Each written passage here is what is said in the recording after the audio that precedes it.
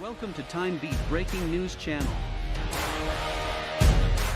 Here are our breaking news today. 1. The Democratic Party's supremacy in New Mexico is being put to the test. 2. A presidential primary was passed by Nevada legislators. New Mexico. The Democratic Party's supremacy in New Mexico is being put to the test. As voters prepared for the final day of voting Tuesday in a special congressional race in New Mexico, political energy among Democrats in an increasingly progressive district last won by a Republican in 2006 was put to the test. The victor of the four-way battle for the 1st Congressional District will take over a seat that was left vacant when Interior Secretary Deb Haaland joined Biden's cabinet.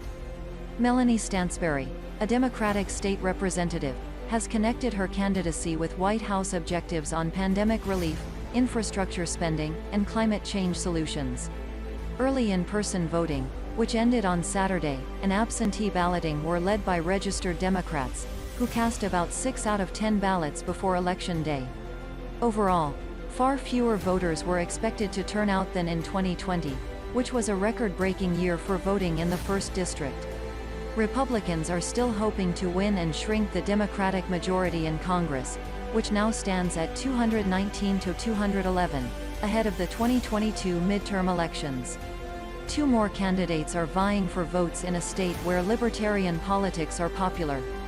Republican and Democratic politicians have used the seat as a stepping stone to higher office, including now deceased Interior Secretary Manuel Lujan, former U.S. Air Force Secretary Heather Wilson, U.S. Senate Martin Heinrich, and Governor Michelle Lujan Grisham.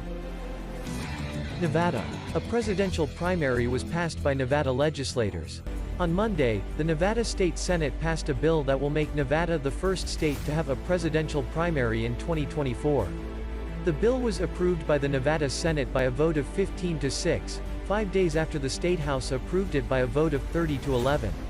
If signed into law, it will change Nevada's election from a caucus to a primary, moving the state ahead of the Iowa caucus and New Hampshire primary on the national election calendar.